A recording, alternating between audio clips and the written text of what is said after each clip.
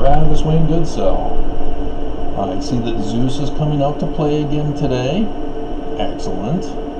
Keep the temperatures cooler so that I can leave my windows open and ventilate my apartment, since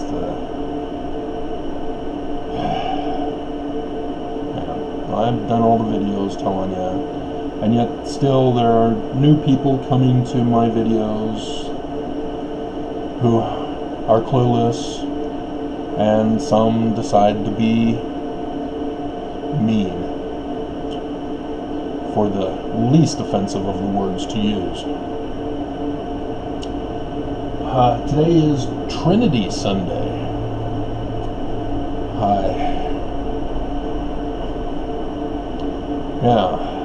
Celebrating the God of Christians, of whom Constantine created out of the clay of his mind. If you're unfamiliar with idols, they are created by man. They have no power to make change in human life. But nonetheless,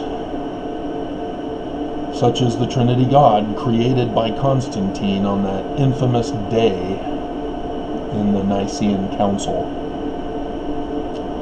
A non-existent entity which cannot be understood and comprehended by man was nonetheless created by a man.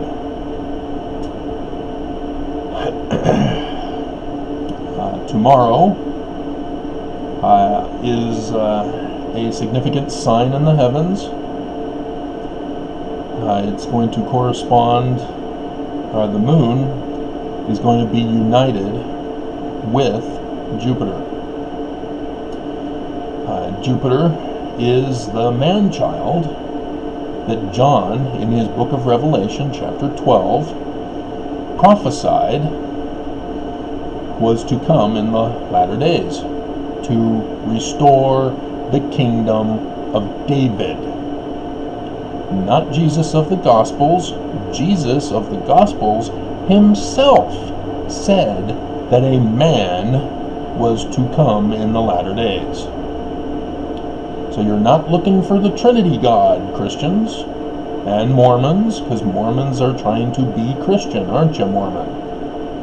Well, sorry, it's not the Christian God who's coming.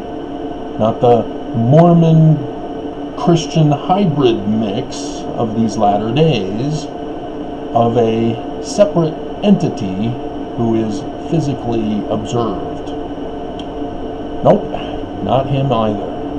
Joseph Smith himself has told you who to look for, and he's a man. A man like Moses, a man like Samson. Doctrine and Covenants, section 103, Doctrine and Covenants, section 85, respectively.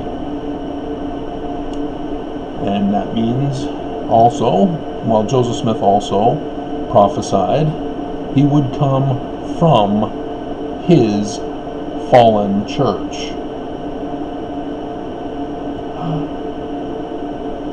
Because there's no need for him if everything's fine. All is well in Zion. We need no Christ. All is not well, is it? We need a Christ.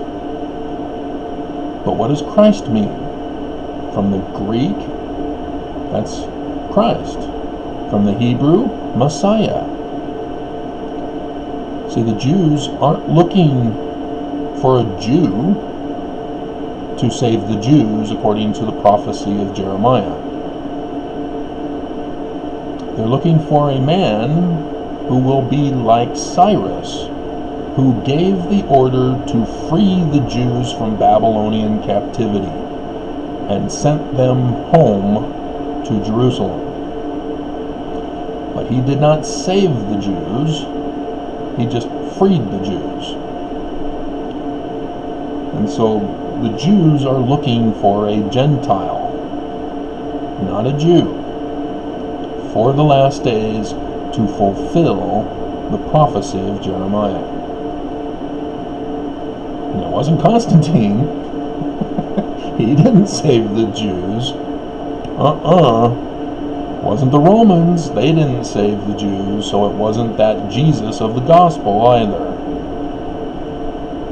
Jesus of the gospel is instead a prophecy for the latter days. But if you paid attention to the words of Joseph Smith, Mormons, you would have known all this, rather than your reading, pondering, and praying, and whatever revelation you got, that was fruit. Ignoring the Book of Mormon that teaches you that the revelation you get and needs to be planted like a seed. You have to do the research, you have to do the work to fulfill it and turn it into fruit to see whether it's good or bad. But you've been led astray by your church leaders, and thus the need for this Christ, this anointed one. And where do Mormons get anointed? That's right. Joseph Smith said he would be a Mormon. And thus he would be anointed in the corrupt, satanic temples, who will realize, hey, these Egyptians are not the true church. They're in apostasy. I, having now had a vision in dream at the top of the mountains, am told to go to Pharaoh and sue him to take back the throne and restore the kingdom of David,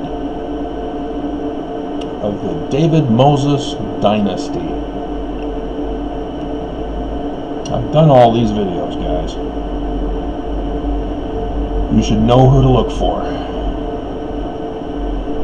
The God of the Jews, the real God of Christians, replaced by Constantine, the real God of Mormons, of which we have the sacrament with the broken bread to remember the broken body of Jesus, of God. Yeah, that ain't the Gospels, Jesus, is it? You have to go back to the origin of religion. We are a restoration of the original church, right, Mormons? The original church is not Jesus of the Gospels, because he was supposed to restore the original church, and he failed. It is Osiris. In the Greek, Asher in Egyptian. That is our God. Joseph Smith was trying to tell you. What's the name of Jesus for the Mormons, according to Joseph Smith? Adamon, Diamen, Son Amen, which is technically the last day's Christ. Amen is the God that you're referring to, whose body was broken, having been murdered by his brother. And so the whole temple rituals, the sacrament, baptism, all of the rituals of our church were to originate from the Egyptians, from the murder of our God. We are an Egyptian religion. That is the restoration religion we are a part of. And yet you Mormons go around trying to convince Christians, oh, now we're Constantine Christians. It's just that Constantine was wrong, but we don't know who Constantine is, so we just tell you you're wrong, and he was wrong. Because we read, ponder, and pray, and whatever our mind says is okay. So yeah, you guys are being deceived, and you're going to weep when you find out who he is, when he's revealed to you, as Joseph Smith prophesied in section 45 of the Doctrine and Covenants. What are these wounds? Saith the Utah Mormons. These are the wounds of which I was wounded in the house of my friends. And the Mormons wept. So, I'm waiting for Amazon. Then I will do the final warning to leave the LDS Church, the reading, which is the third editing. I woke up at midnight again. And I guess it's because the thief comes at midnight for the latter days. And did a second draft of the work. So all the notes that I had taken last night I had put in, and so I'm ready for the final draft reading for you, and I'll do that. I've got Amazon coming, so I will have to wait until after they arrive, and we'll go from there. I mean, Mormons, wake up. It's over. The church is over. The sign indicates it. I've worded it so that Judge Oberg will have to realize her place in history. This is a historic moment. So, last chance to leave, Mormons.